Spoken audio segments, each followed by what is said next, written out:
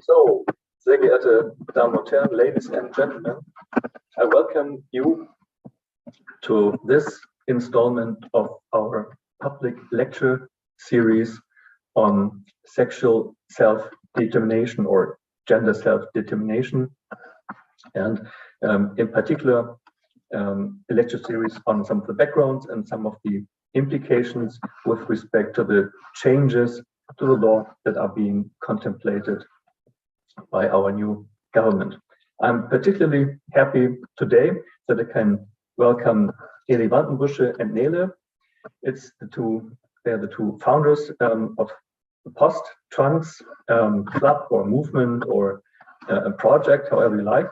And they will tell us something about their personal journey between bodies, identities, and the different movements and social constraints and possibilities that this journey facilitated them.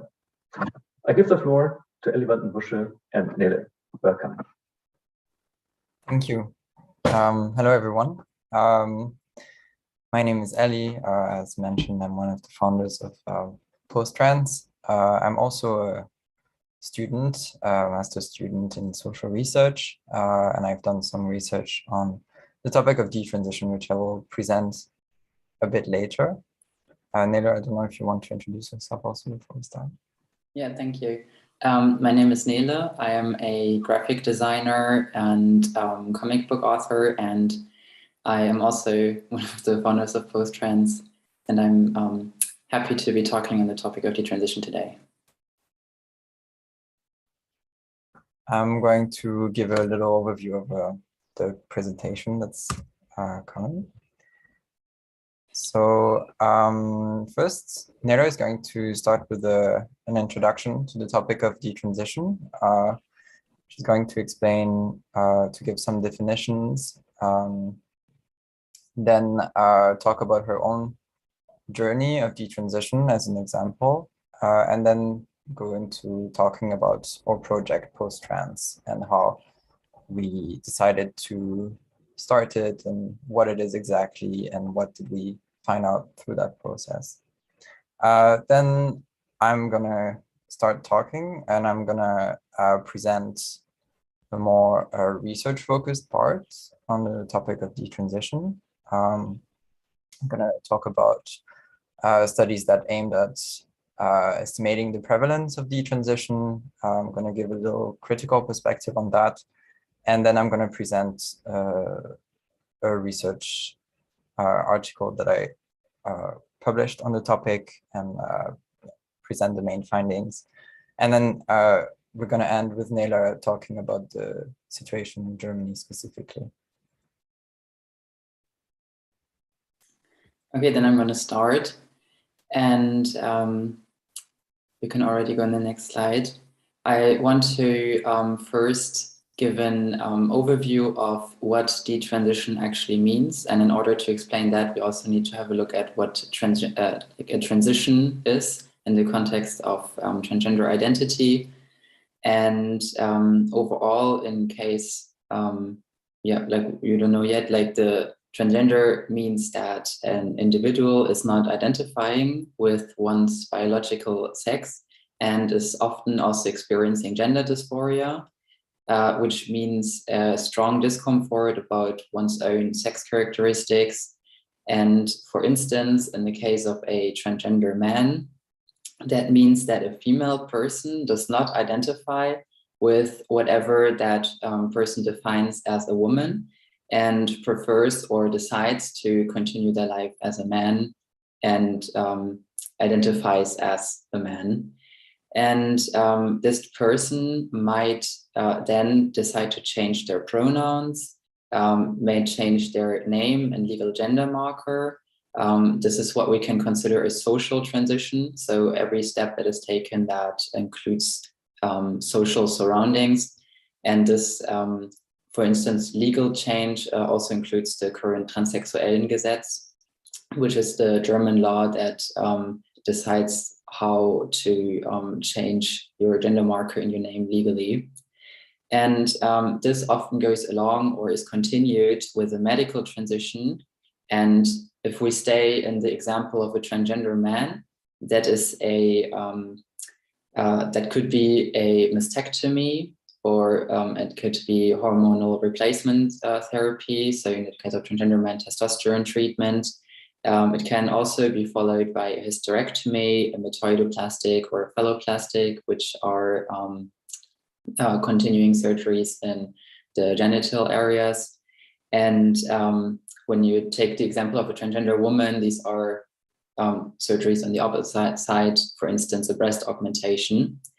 And for a lot of transgender people, after this transition, their story ends there. For every transgender person, it's also individual, what kind of steps they want to take. Some people only do a social transition, some people do a medical transition, but only have hormonal therapy or just a mastectomy, etc.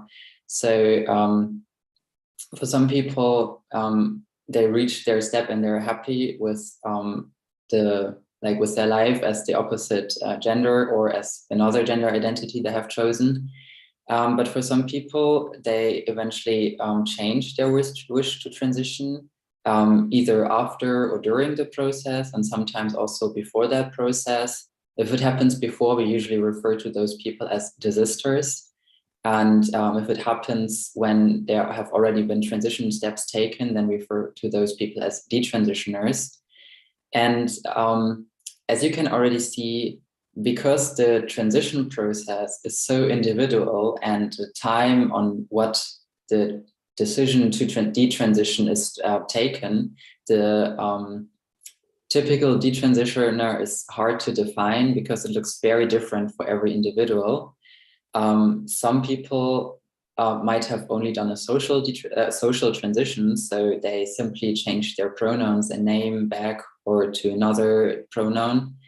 And for some people who might have had 10 years of hormonal replacement therapy and have had genital surgeries, they simply cannot go back to the appearance of their biological sex, or they have had so many medical steps taken that they can't undo them or stop them.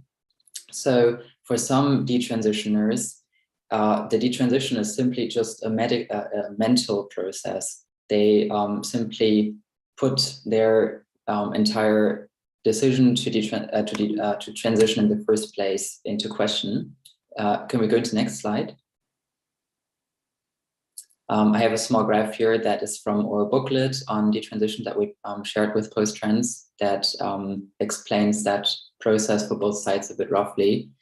And in general, we can say that detransitioners as well as desisters have in common that they begin to question their relationship to gender and often put the origins of their body discomfort into question. And in general, just question if their transition was the right decision for them. We can continue with the next slide. And in order to give a better overview of what implications a detransition can have on the life of an individual, I want to give the example of a detransition process of my own experience. So when I was at the age of 19, I experienced mental health issues, including depression, eating disorder, as well as gender dysphoria. So I felt very uncomfortable with my female body. And I already, when I was a child, had that wish to rather be a boy. So that was a thought that was always kind of with me, that I never really felt comfortable being perceived as a woman. I never really liked to call myself a girl or a woman. And at that time, I started to very excessively research on the topic of detransition. And I think that process went for about a year until I came to the conclusion that I want to transition and decided to come out to my friends and family. And I think it's important to consider that I did this entire consideration only with myself. I never asked anyone else. I never talked to anyone else about this. So when I came out, the decision was made. I was sure that this is the only thing that's going to help me. And I was very frightened to have someone putting that into question or being like, yeah, but I don't think you're transgender. So it was very important to me that my gender identity was not put into question, because to me, the transition was the only way to escape the difficulties that I experienced. So I went to a transgender organization, and there I can say that I felt like I was very supported. They gave me general information on what a transition can look like, and they gave me a list of therapists who have worked with transgender individuals before. So I decided to see one of these therapists, and I think I was at the age of 21 when I decided to begin my transition there. I was very happy. Like, I trusted that therapist because he was experienced on the topic, and he very clearly diagnosed me from an early stage on. He never put my identity into question, and he never asked for any backgrounds. He never asked if questioned of the origins of my gender dysphoria. He was very affirmative, and back then I was very happy about that, especially because it was just 2 months of therapy after I got the referral for hormone replacement therapy, which technically isn't in the legal recommendations. The insurances recommend a time of 6 months to a year of therapy before starting hormonal treatment. However, on paper, I was at that therapist for 4 months. It was kind of like the vacation time and waiting time, etc., was calculated in there. And then he said that I was a very clear case, a very clear diagnosis, and it's very necessary that I start the hormones as fast as possible. And that's how I started the treatment after a very short amount of time. And then I had the mastectomy at the age of 22. A mastectomy is the removal of the breast or the breast tissue to have the chest, have my breast look like a male chest. And for me, that was kind of over then. I was very satisfied with the transition process, and I lived as, like most people just perceived me as male. The topic of being trans wasn't really a part of my life anymore that much. And the problem was that I over the time, especially at the beginning of the transition, in my therapy, I only built up the stable of the transition. Like, the transition was the only stability in my life, the only thing that helped me going forward and to deal with my difficulties. And I did not really build up any other things to deal with my depression or eating disorder. And I think that's why only at the age of 23, I was stable enough to, for the first time ever, really question why I thought that it was better to live my life as a man. At that time, I have met Ellie already. We both met when we identified as transgender men. And yeah, I think that was also a part of stability, additional stability in my life, to finally give myself the space to ask myself, or to kind of put into question or put into consideration if my gender dysphoria might have been caused by external influences. And then I very quickly actually realized that I have struggled with a lot of internalized misogyny, that the definition of a woman, or what it meant to me to be a woman, was in the roots was quite sexist, actually. And I also realized that I struggled with internalized homophobia. I always knew that, like, not always knew, but I shortly before I came out as trans, I also realized that I was attracted to women, and in my head it just didn't match. Like, I preferred living my life as a, I guess, as a straight man than as a lesbian woman. So I understood that my entire transition was more of a coping mechanism to escape from underlying issues.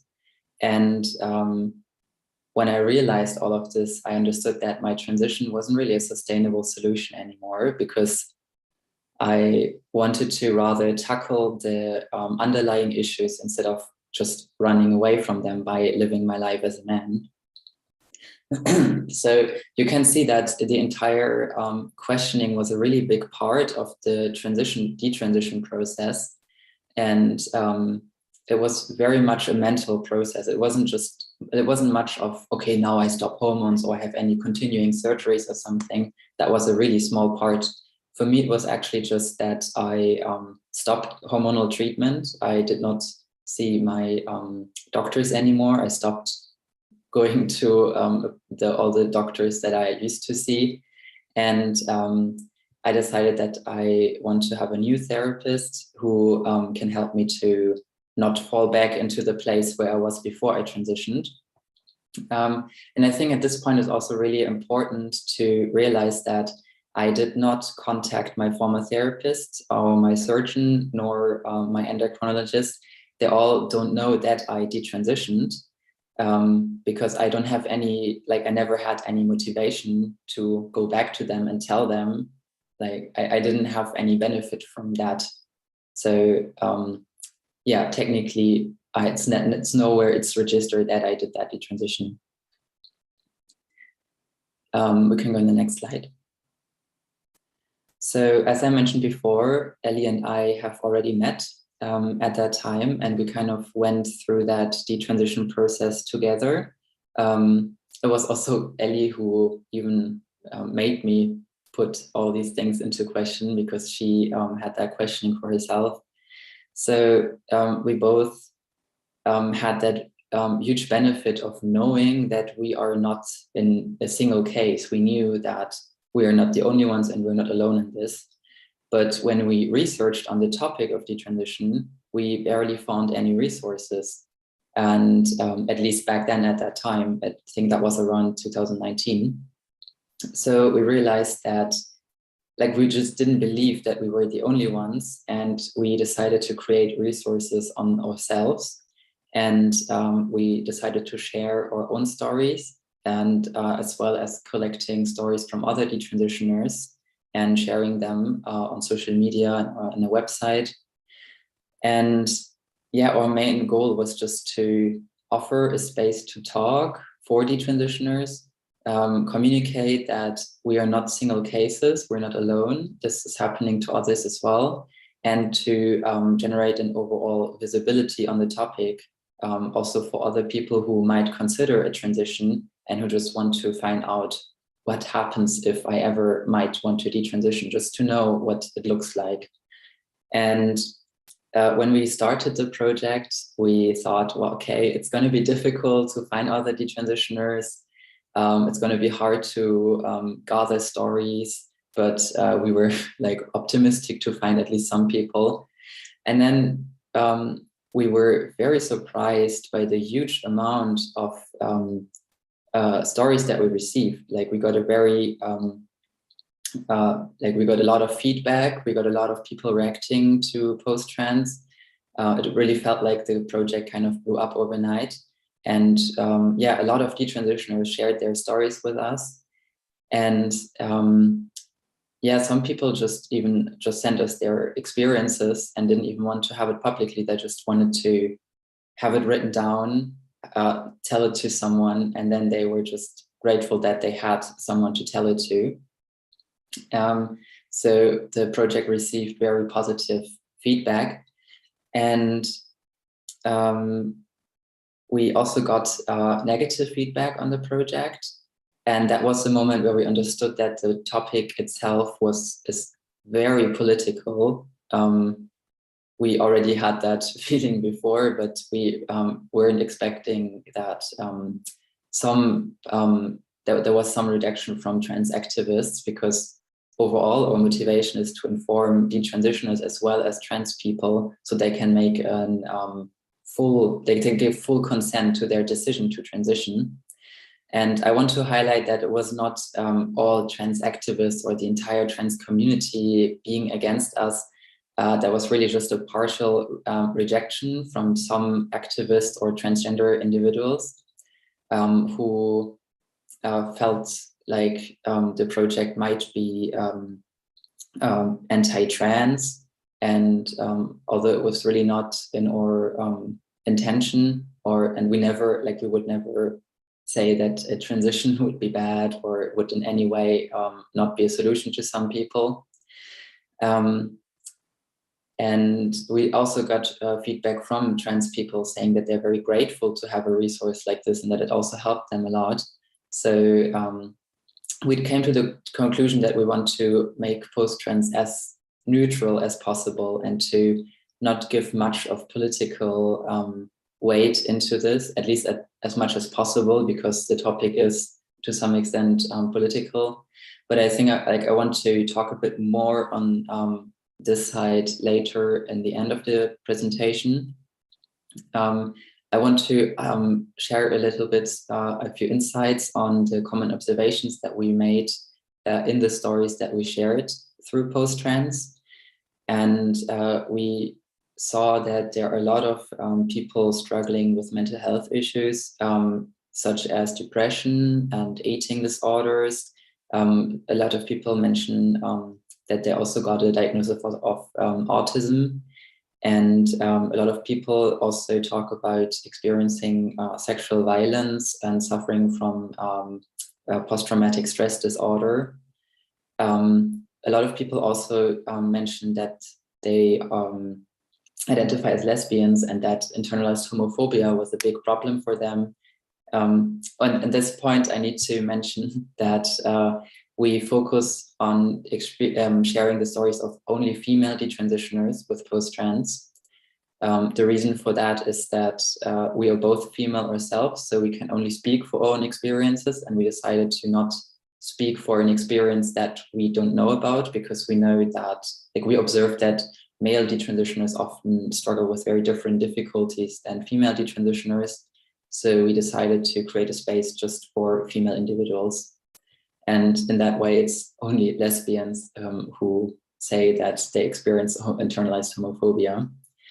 And a lot of them also mentioned that they always were gender non-conforming, which means that they never presented typically feminine or typical to what society might expect from women. And that was it for my part on the introduction. Ellie, you can continue. Nice, thank you.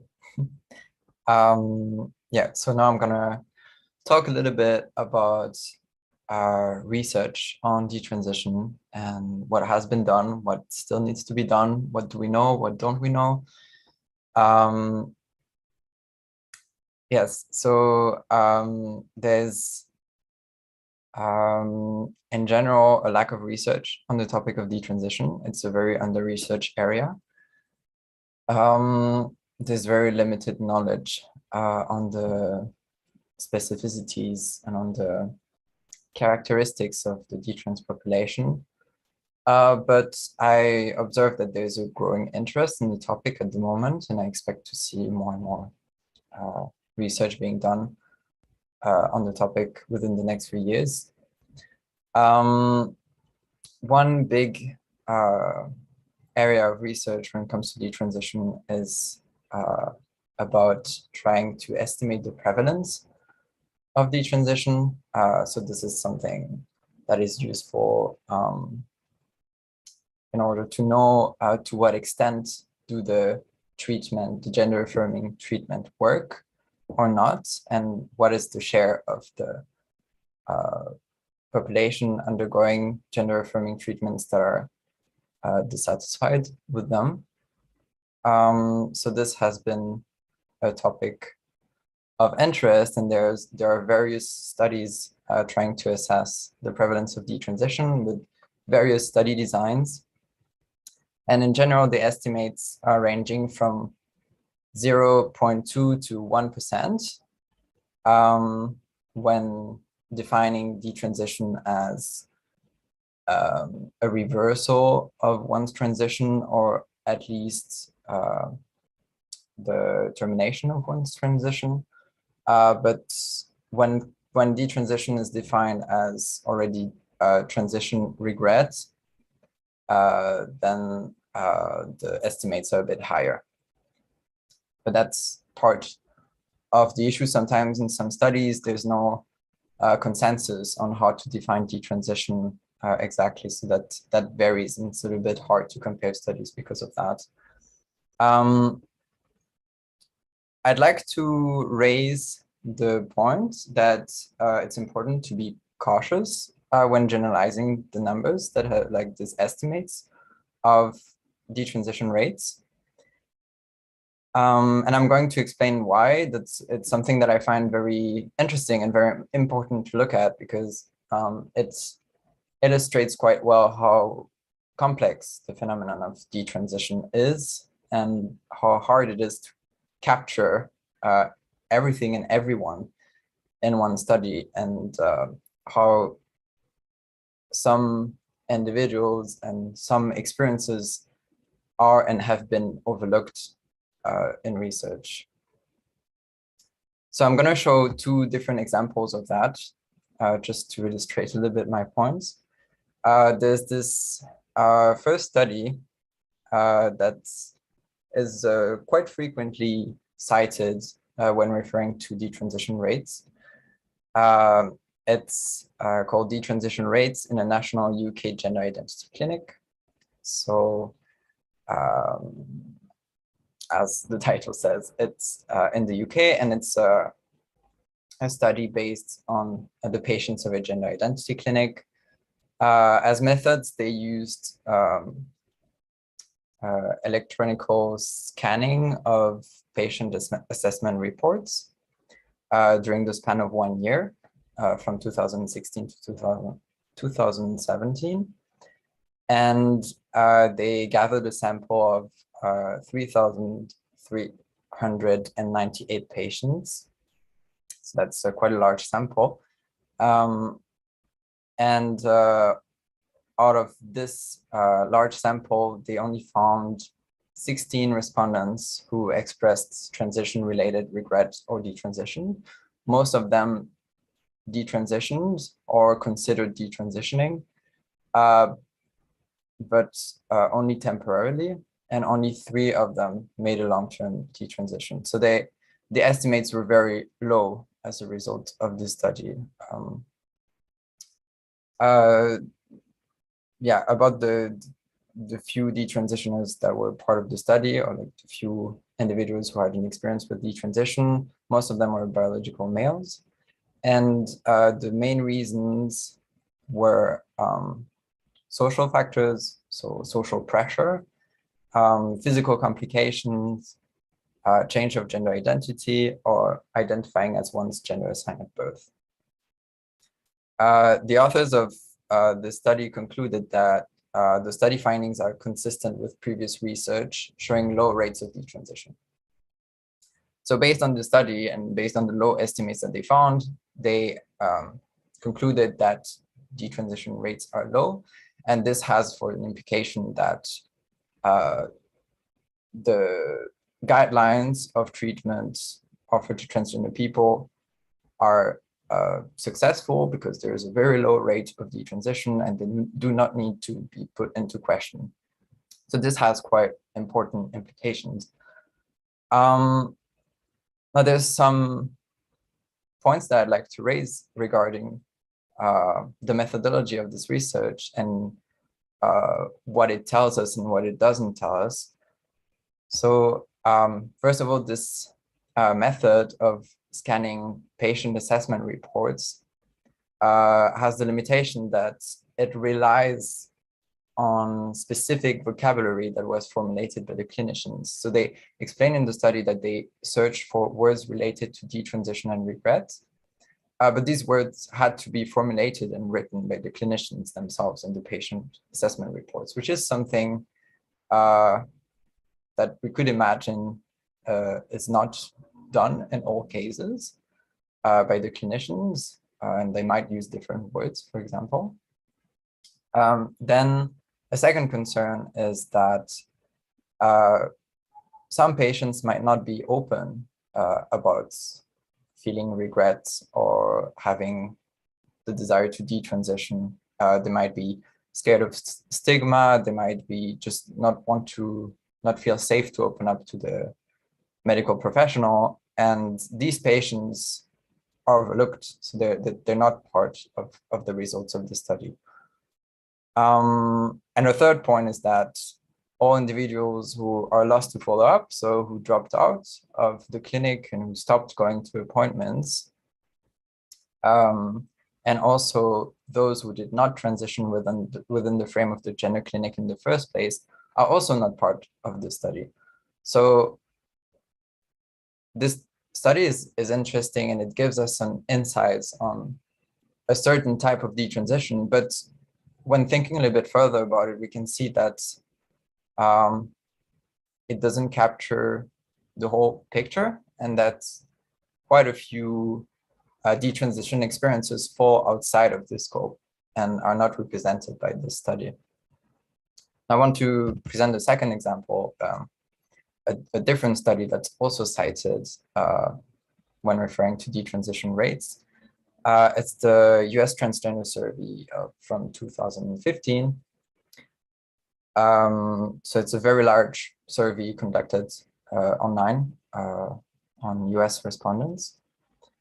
And one item of the study was dedicated to detransition. So respondents were asked whether they had ever detransitioned, which was defined as having gone back to living as their sex assigned at birth, at least for a while.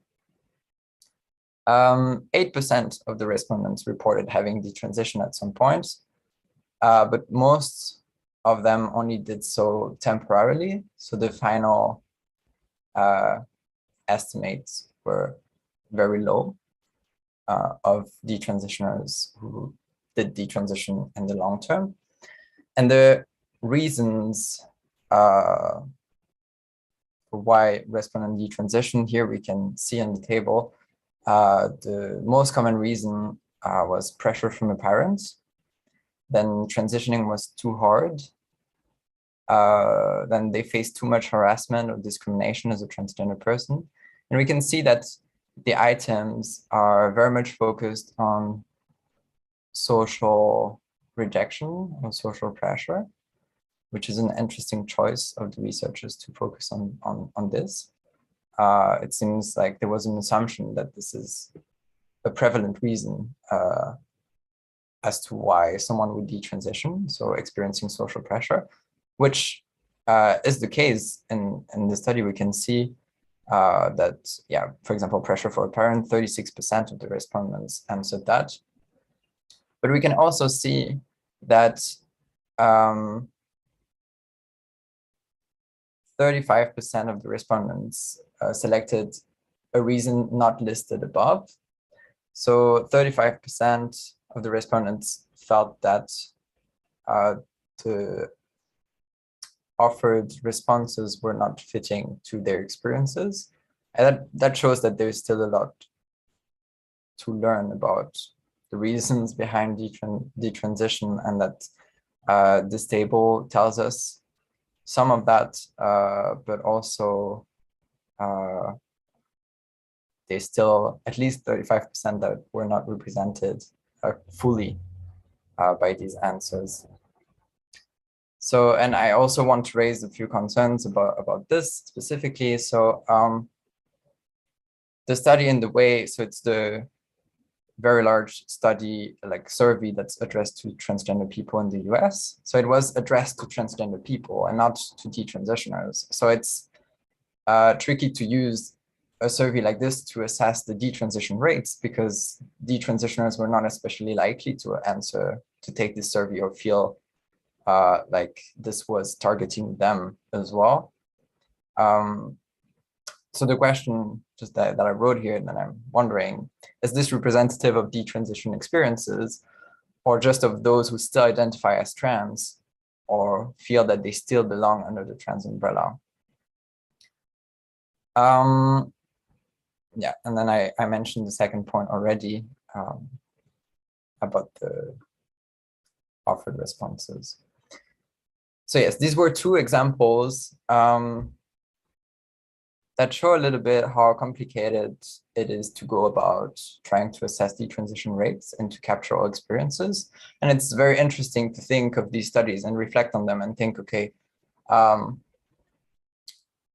think of different profiles of detransitioners and whether they are included in these studies or if they're not. But as long as the knowledge on detransition is as scarce as it is now, it's going to be complicated to design studies in a way that we reach a sample that's representative of the detransition population, because we do not know yet what the characteristics of this population are. And this is why I want to present an article, a research that I conducted myself at the end of 2019, and that got published last year. So the idea of this research was to try to look at the different characteristics of detransitioners and try to address them directly. And for doing that, I focused on online detransition communities because a lot of detransitioners are using online spaces to interact with each other and are very present online because they have difficulties talking about their detransition experiences offline. And so I thought it would be interesting to try to get a sample of respondents that are detransitioners, that are just detransitioners, and try to gather as many respondents as possible and see what kind of experiences they have. So this is what I did. So I used social media platforms to recruit detransitioners, and any detransitioner of any age or nationality was invited to take part. So on the one hand, the person had to, like the respondent had to identify as detransitioner and answer yes to the question, did you transition medically and or socially, and then stopped. That was the criteria to be considered a detransitioner in the study and to be taken into account. And the final sample consisted of 237 participants. The questionnaire consists of 24 questions, and there were 3 different parts. One of them was about the profile of the respondents, like what are their socio-demographic characteristics, but also what are potential comorbidities that they have, things like this. I'm going to present it in a minute. Then, excuse me. The word comorbidity is a pretty complicated one, and I think many of our listeners may not know it. Could you very briefly explain what a comorbidity is? Yes, of course. So here I'm talking about other coexisting conditions, mental health conditions, for example, that are coexisting to the gender dysphoria that the respondents are experiencing. It's going to probably be a bit more clear when I will present this part specifically in a few minutes. So yes, the second part will be about relevant aspect of transition and detransition experiences. So yes, and then the third part is focused on detransition related needs and support, which was the main focus of the study, was to try to assess what are the specific needs of detransitioners and how and what kind of support do they receive or don't they receive to fulfill these needs. So about the profile of respondents, I'm going to go through a little bit just the characteristics of people who participated in the study. The majority was female, which is interesting to see. There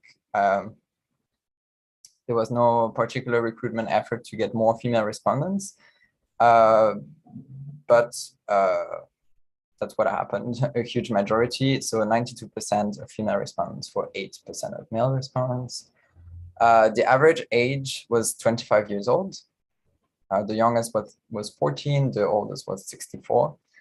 Half of the sample reported coming from the United States and over a quarter from Europe. And there were also respondents from Canada, some from Australia, and some from other countries. So it was pretty cross-national. Then out of the respondents who medically transitioned, 65% of the participants transitioned both socially and medically, and 31% only transitioned socially. Out of the respondents who medically transitioned, 46% underwent gender-affirming surgeries. The average age of the transition was 22.8 years old, and the average duration of transition was 4.7 years. 51% of the sample started socially transitioning before the age of 18, and 25% started a medical transition before that age as well. So we can see that a pretty large share of the respondents started transitioning early as minors. Now I'm gonna talk a little bit about the transition and detransition experiences. Just checking. I have a slide missing here. It's okay, I'll come back to it later. So I'm going to talk about transition and detransition experiences of the respondents. So 45% of the whole sample reported not feeling properly informed about the health implication of the treatments that they received during their transition.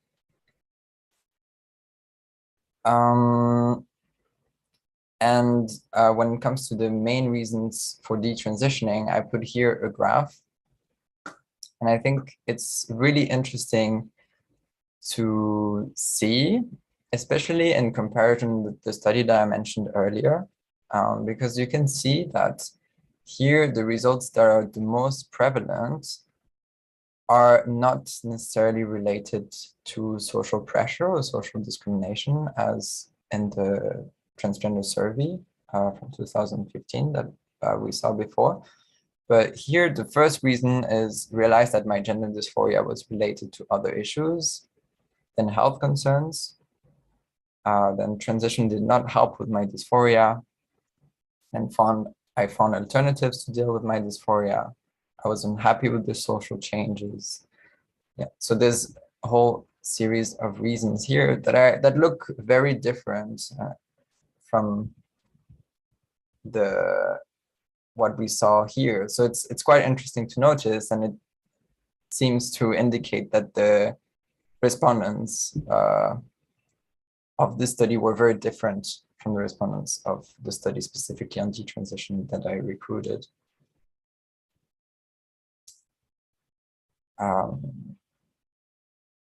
Yes, we can even see here that discrimination was the lowest reason, and lack of support from social surroundings was also quite low. Now I'm going to go through the different needs, detransition related needs expressed by the respondents. The most important type of need, I separated the needs into 4 categories: psychological needs, social needs, medical needs, and legal needs. The most important category was psychological needs. So 65% of the respondents expressed that they needed help with working on comorbid, so on coexisting mental issues related to gender dysphoria. Here, that's the slide that got lost somehow about the comorbidities. So one interesting finding of the study as well is that there was a very high prevalence of depression among the respondents and also anxiety disorders. So that's interesting. There was also fairly high rates of autistic syndrome. So that's also something that the respondents showed and also expressed that they needed help with when detransitioning. A second important psychological need was learning to cope with gender dysphoria and finding alternatives to medical transition. Then learning to cope with feelings of regret, and then learning to cope with the new physical and or social changes related to detransitioning. Sorry.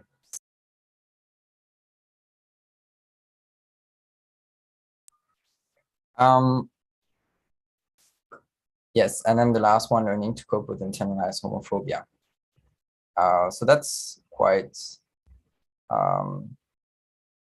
that's quite consistent with what Nele talked about. That was the topics that we found were in the testimonies that we shared on post-trans. Then there were also a series of social needs. So hearing about other detransition stories, getting into contact with other detransitioners. So we can see that detransitioners have a need to meet others and not be as isolated. Then there were also, of course, medical needs. So receiving accurate information on stopping and or changing hormonal treatment. Also, in some cases, receiving help for complications related to surgeries or hormonal treatment. And then there were also some legal needs. The most common being changing back legal gender or sex marker and or name. Now, when it comes to the support that the respondents received during the detransition process, there's something that's one of the findings is very important, I think. So 29% reported having received support for their detransition from the medical professionals that helped them during their transition, but 38% sought support from a new therapist or doctor.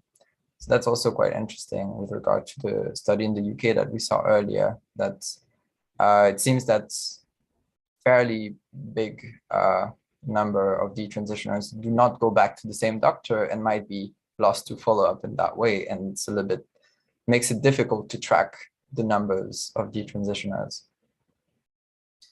In general, half of the sample expressed that they had the feeling that they were not supported enough during their detransition. And quite a few respondents left. There was a possibility to add additional comments with regard to the support that they received. And there were three main themes coming quite a few times in these comments, and I'm going to briefly present them. So the first one was about negative experiences with medical professionals. Here I selected two quotes. There's more of them in the paper if you want to consult it and read through them. It's quite interesting. The first quote here says, I needed gender and transition experience providers to assist with my medical detransition, but none of them seemed to understand or provide the type of care I needed, despite my self-advocacy. I got better care from providers outside of the LGBT and transgender specialty clinics. So this also indicates that it is quite common for detransitioners to feel excluded from certain structures that they benefited from during their transition and to have to find other resources. Then the second quote that I put here is, as soon as I detransed, I was discharged from all gender services, despite asking for help in dealing with sex dysphoria should it arise again. So once again, an experience of exclusion from the medical community. Then a second theme was about the difficulty to find a detrans-friendly therapist and lack of offered alternatives to transitioning. The first quote here is, I struggled to find a therapist who supported questioning my trans identity and considering alternatives to transitioning. Most only knew how to encourage transitioning and reinforce the harmful ideas that led me to wrongly identifying as FTM in the first place. Then the gender clinic I went to basically told me that the only way to deal with gender dysphoria was transitioning, even when I told them I wanted to detransition. I think I missed one.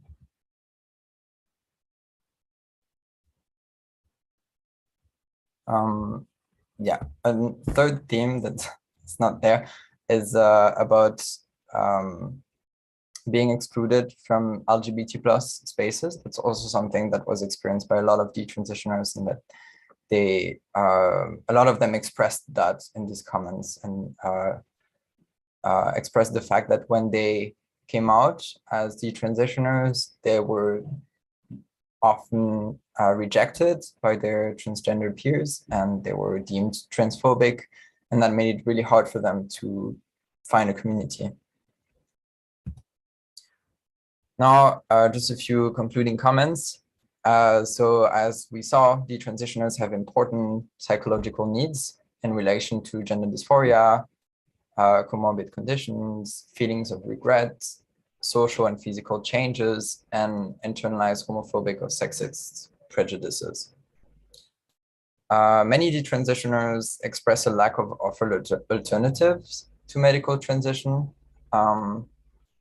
by mental health professionals and doctors.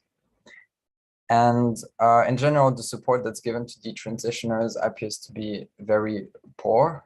There are strong difficulties with the medical and mental health systems, and also, as I just mentioned, experiences of outright rejection from the LGBT plus community.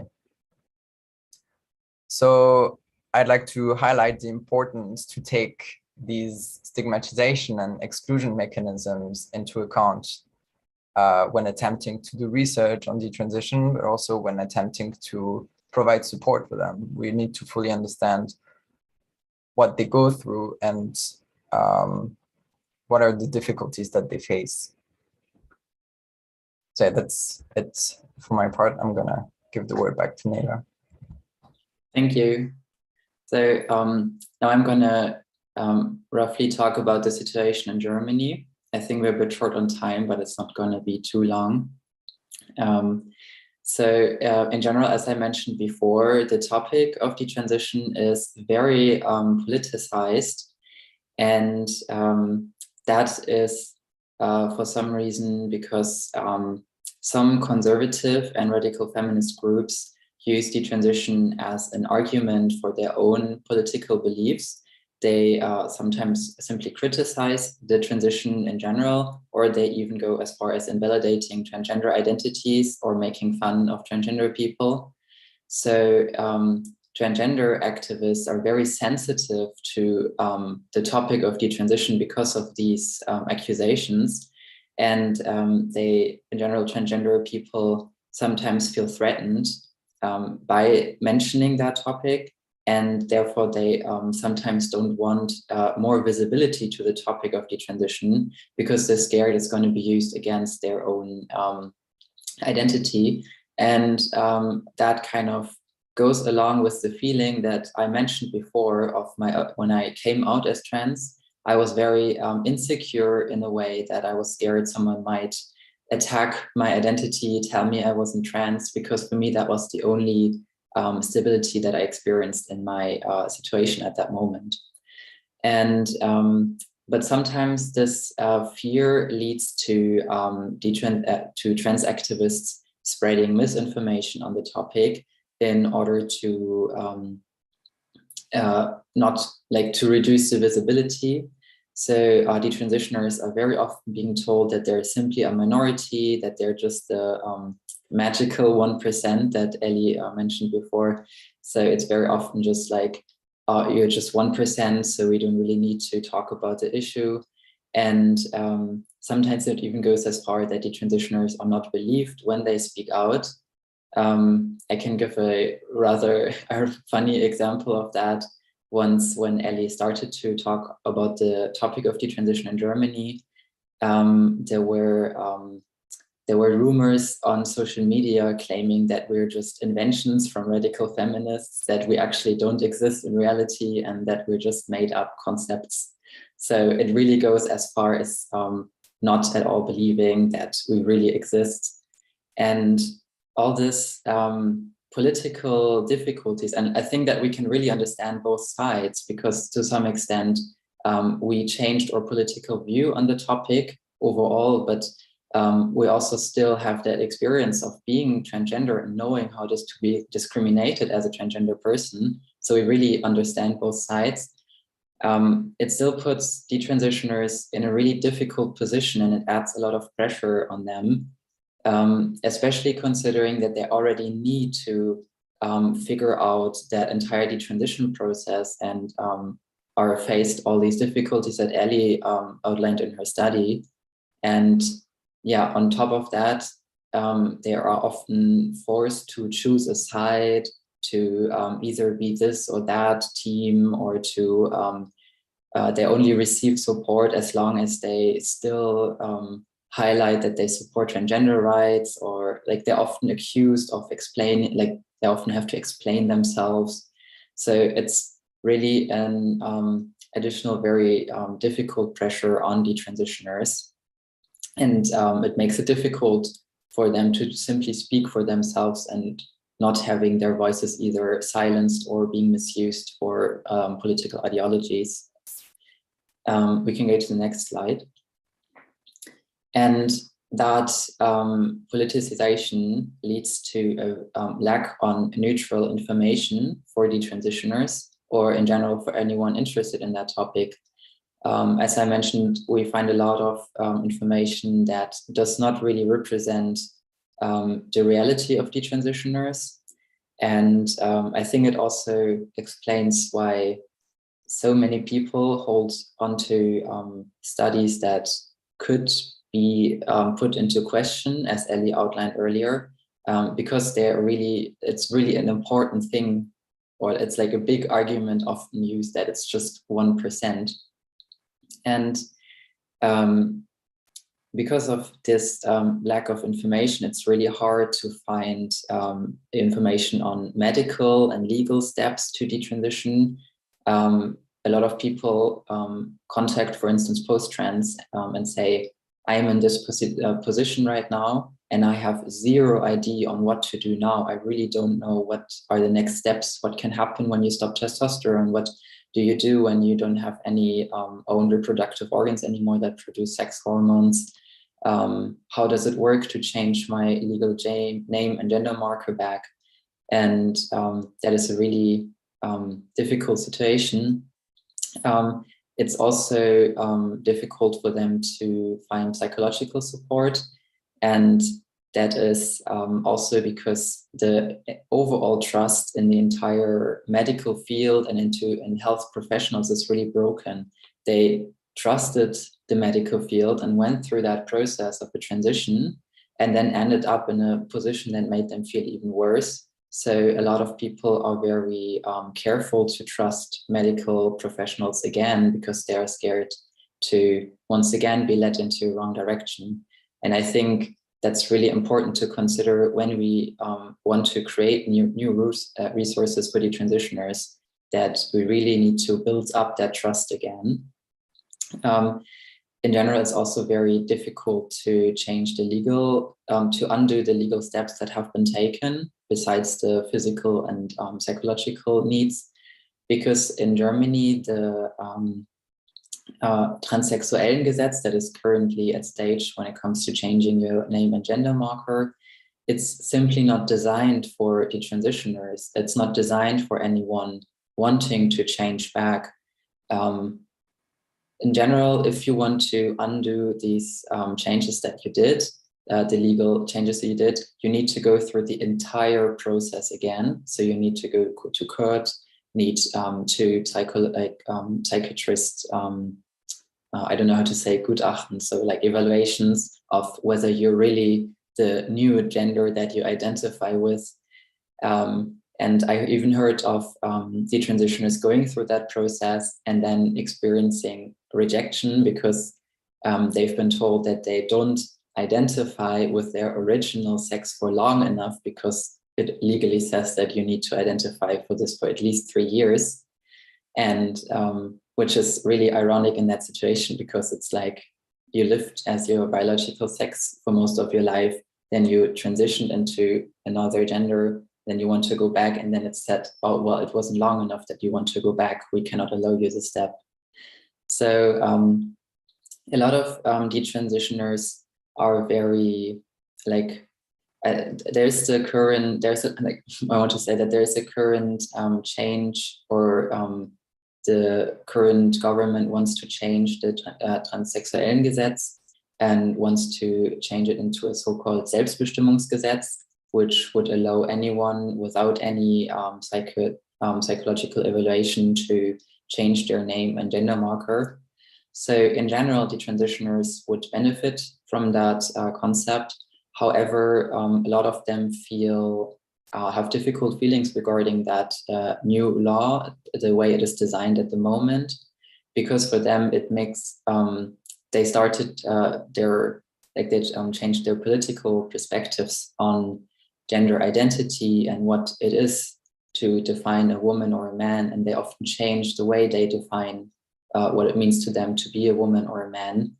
And the law technically changes that definition in the entire law in Germany. So it changes the definition of a woman as someone who is biologically female to a woman is anyone who identifies as a woman. And a lot of detransitioners had that perspective and changed it to this perspective. So they have difficult feelings regarding that new law, although they might benefit from this law. However, it's also important to consider that especially the political views of detransitioners are very diverse. There are not, there's no main big group. There are really like very different perspectives on the entire situation in Germany, as well as the political situation. But these were just some thoughts that I wanted to include in that discussion. So overall, there is a need for more resources and information, especially non-political information. There is a need for official guidelines for detransitioners, as well as health professionals to know how to help detransitioners. And there is a need for consultation that detransitioners can access easily when they put into question their transition. And that was it from our side, and I'm very interested in the questions now. Thank you very much to both of you for this very interesting combination of research and personal takes, personal experiences on the topic today. We do have already one question from one of our students, and let me scroll up the chat to find it. It is a question that's actually related to your last topic, the legal situation, and including the change of first names and of the legal sex markers. So if you feel comfortable with elaborating a little bit on your experiences here. So did you consider these legal changes? Did you go through them? The student is very much interested in if you could tell a little bit about your take on it. Yeah, I'd be happy to. So I did the legal name and gender marker change through the Transsexuellengesetz when I identified as trans. And to me personally, I felt that that process was very humiliating in a way. So I'm really not a big fan of this law, because I had to go to these psychiatrists who asked me a lot of really weird and random questions that kind of showed how random that entire concept of gender identity is. So I was asked what I do to get sexually aroused and how often I masturbate in a month, and if I pee standing up or kneeling down, like really, really strange questions. And in addition to that, the process is really expensive. Anyone who doesn't get help from the court has to pay roughly an amount of 1,500 euros for that change. And I was paying these off in monthly rates because it was too much for me to pay at once. So I was still paying off these rates when I decided to detransition. So I was still paying for that legal change when I realized that I did not want that legal change anymore. And therefore, it was really not a possibility for me to go again through that entire process and paying even more of these rates. For me, that entire process is really just too exhausting, too humiliating, and too expensive to do it again.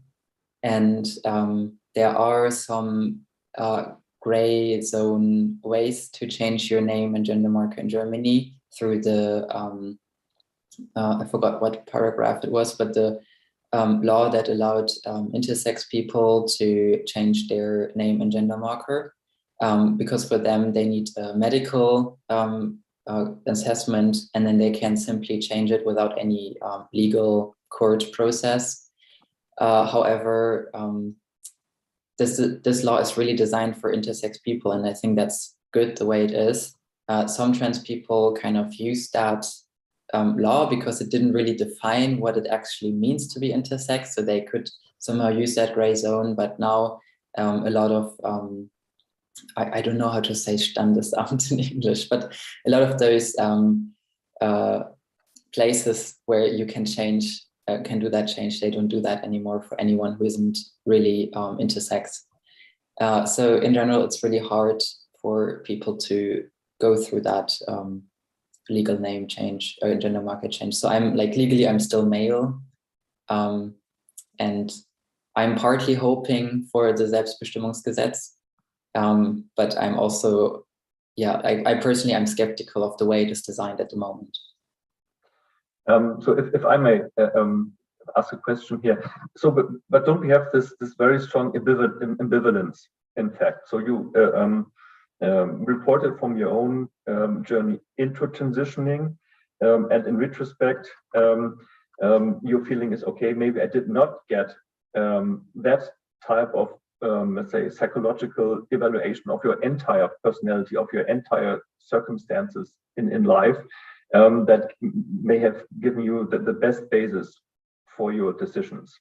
And if I understood correctly, in part because the care paradigm may have been a bit too affirmative, maybe not challenging you enough, but not like with an external psychiatrist invading your privacy, but within the shared privacy of your therapeutic relation between the therapist and yourself. So where you, I got that, where you initially felt completely fine and comfortable.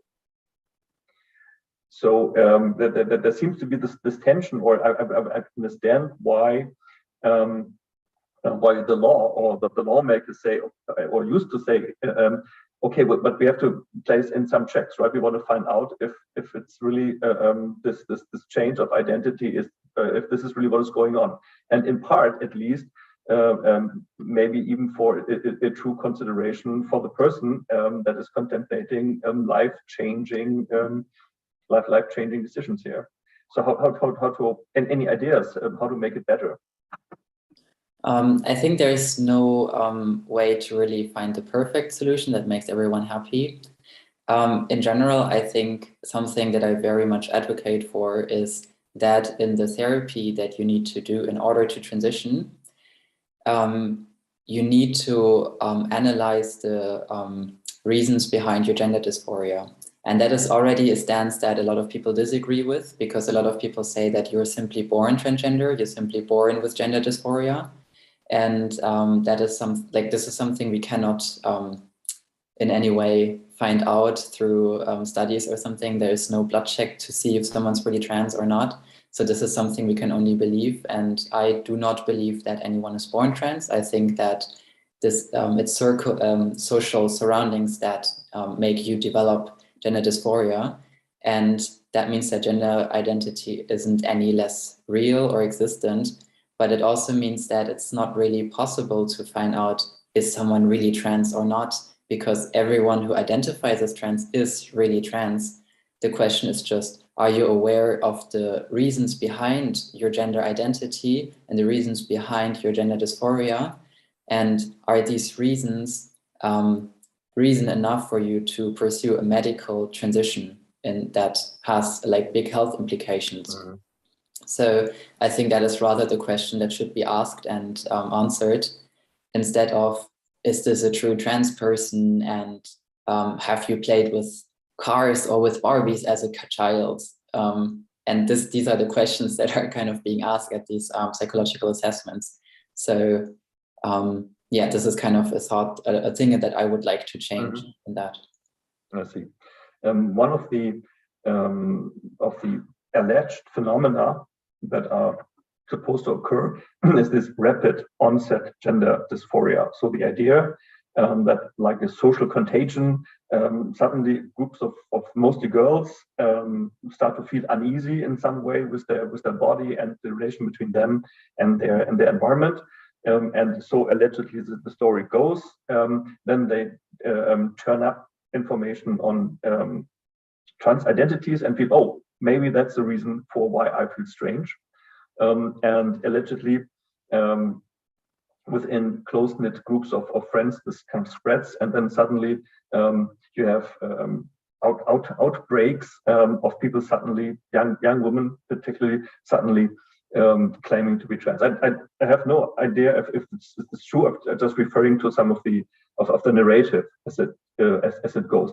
But what's your take on that? Does that exist? So and here it's understood that at least many of these young girls were not tomboyish, but were like girls, stereotypical, or shared some stereotypical features of girls, and then suddenly at some point between, I don't know, 11 or 14 or so, then develop this rapid onset. Is that a real phenomenon? What's your take on that?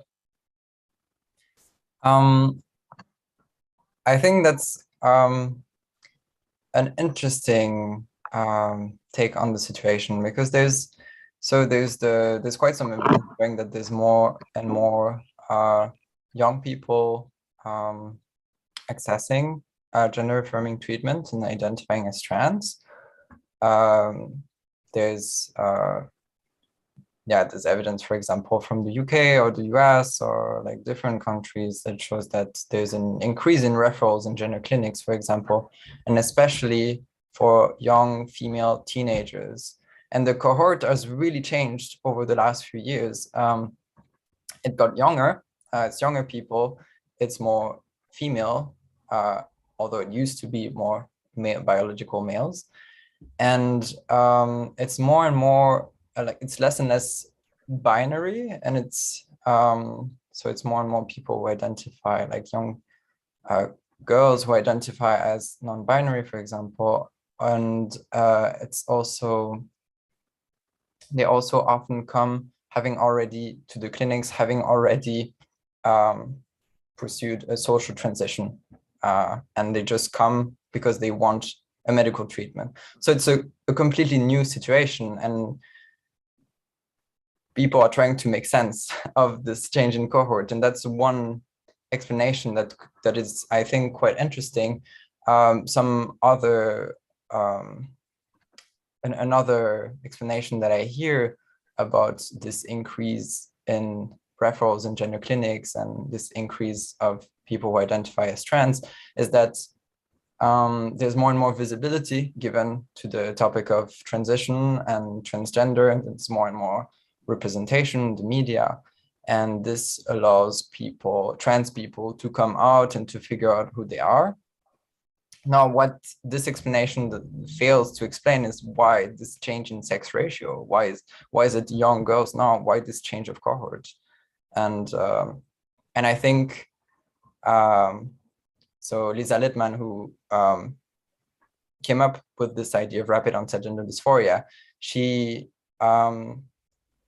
I think she made some interesting points about that and made some comparisons with peer contagion of other disorders, for example, anorexia, that has been already documented that there's some effects of peer contagion. And I think that's an interesting parallel to make that has to be further explored. It could be one element of explanation and why the sex ratio changed. But I think it's very controversial and it's a very tense topic to talk about. But I think it's definitely something to explore and a possibility to keep open. And yeah. And I really don't want to press you on some of these politically highly contentious issues, because I understand that you're struggling with your post-trans project to be like a stopping point for information that is as neutral as it gets.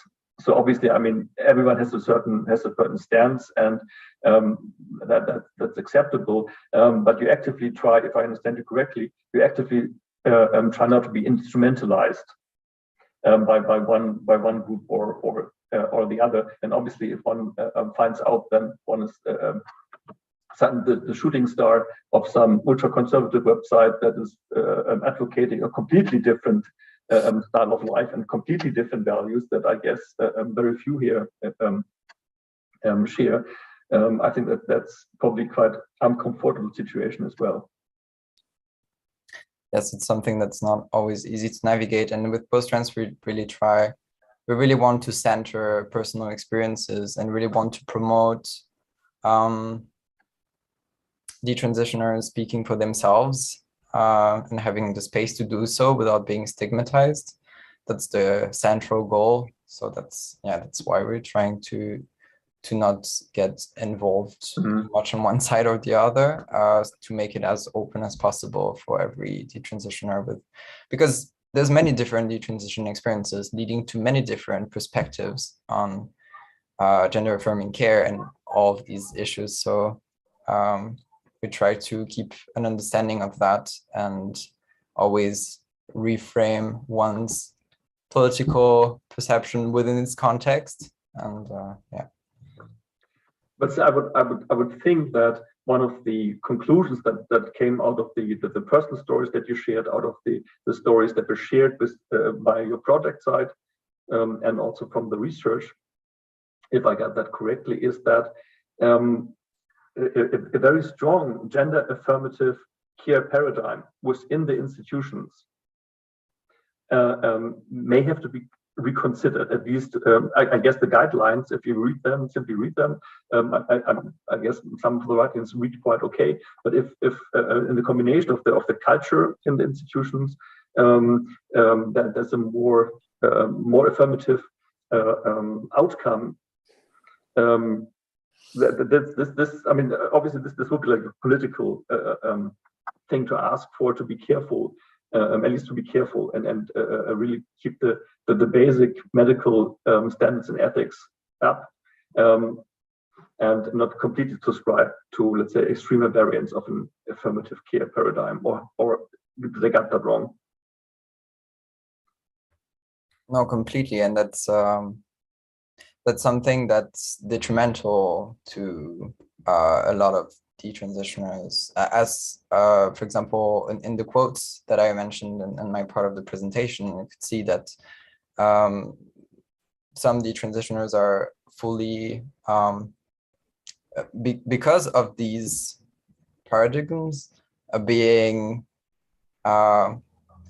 so deeply implemented in certain institutions. So like, for example, in gender clinics, it makes it very hard for detransitioners who have a different experience and a different perspective to access care, because just their existence and their experiences and their point of view is in contradiction with certain of these paradigms in the clinics or elsewhere, and that's a big obstacle to receiving appropriate treatment. In these cases, it's very problematic. Mm-hmm. Another aspect that I would like to address is that, Nela, I think you mentioned this, that also your view has changed a little bit on politically what it means to be female or what it means to be a woman, but maybe more importantly, that you found out you're, I shouldn't say simply lesbian, but you are a lesbian. This is how you would, lesbian woman, this is how you would describe yourself, I guess. And you mentioned this briefly and used the complicated phrase internalized homophobia for that. And I think in some of the statistics, it also featured as a high-ranking problem. Maybe we could expand a little bit more on that, because also what you hear from some of the, let's say, lesbian traditional feminists is that somehow like the lesbian movement is under attack. And that lesbian meeting places disappear, and what used to be 20 years ago, maybe a vibrant lesbian culture is kind of fading away, and with that also kind of living role models of how to deal with being slightly different bred of a female. I think I cannot say how it used to be 20 years ago. I think I was too young back then. But I can definitely say that I actually never really met a lesbian in real life when I, for instance, realized that I was attracted to women. And I think that for sure, or like something that helped me when I decided to detransition is that I found new, I like actively searched for new role models and new images of lesbian women to help me finding kind of like seeing myself as a woman. And when it comes to internalized homophobia, what I talked about is, it means that I was fine with overall I was fine with other women being lesbians, and I thought I had no problem with that. But I didn't understand that my entire worth, as like how I've defined my self-worth, was based on fulfilling expectations of what a woman is supposed to be, being pretty, being liked by men. That's what I learned defines me as a good person. And when I found out that I wasn't attracted to men, my first step was to remove all femininity from me. I shaved my hair and I did all the cliche things, what you think a lesbian might do. And I felt happy with that, but I didn't realize that I just removed the main source of how I define my self-worth.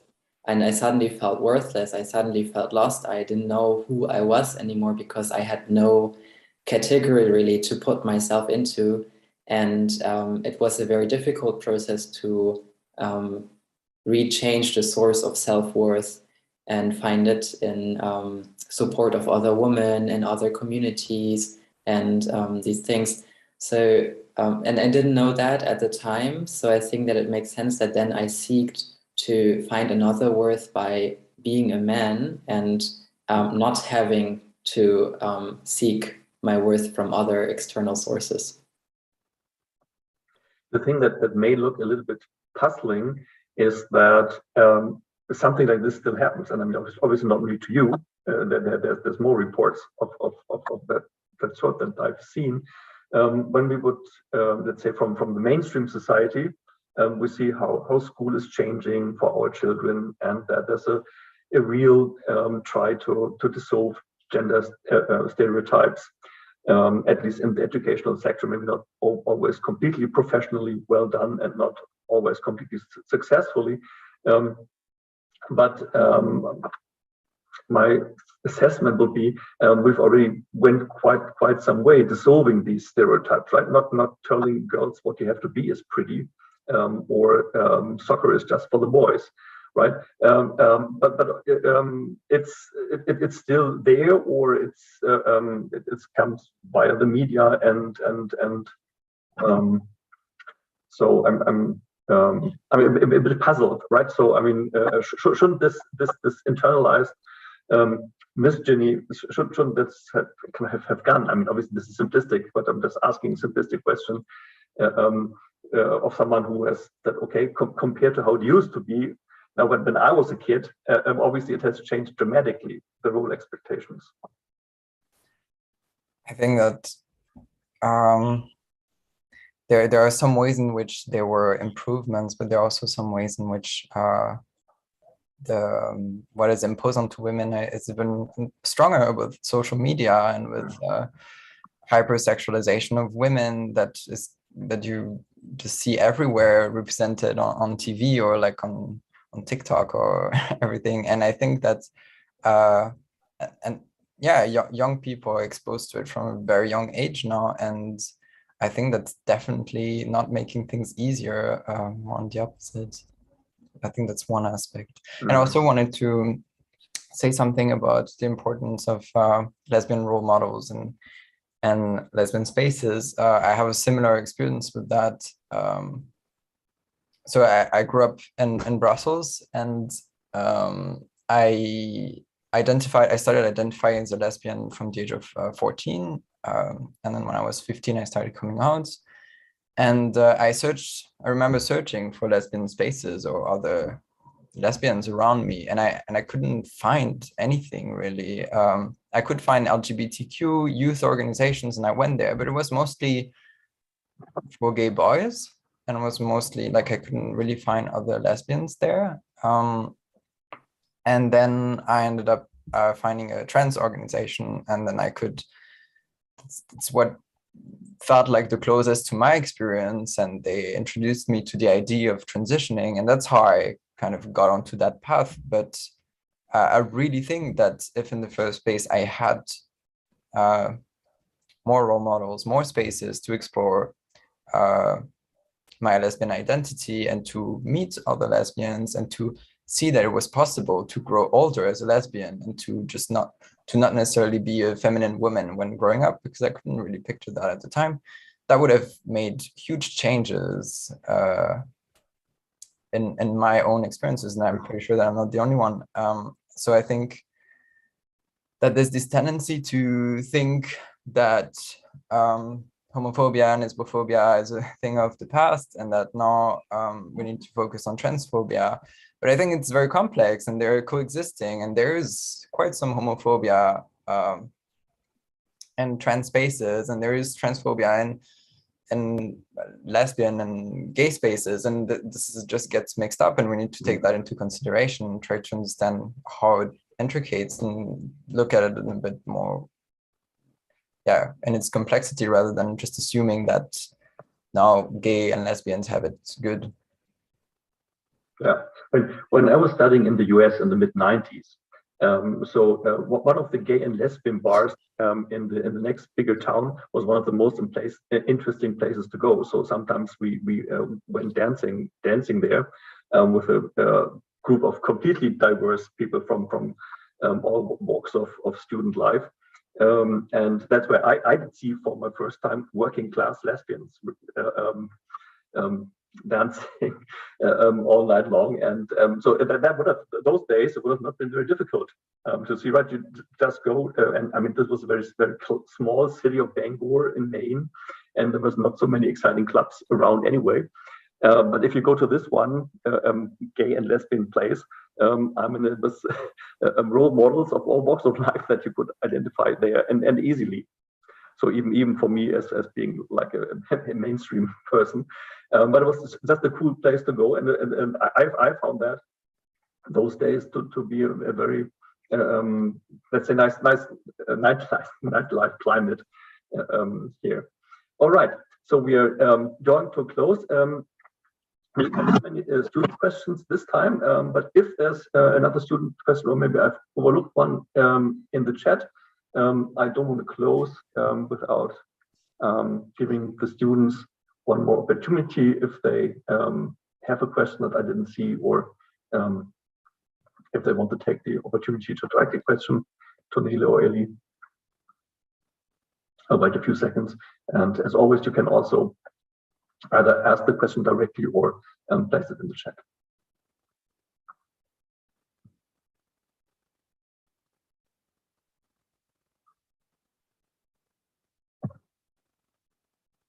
Well, I would have up to this point no additional question by the students. I would have a ton of more questions also to some of the details of the studies that you mentioned, and obviously to the study that you conducted yourself. Congratulations to a nice publication early in the career. So that's also always helpful.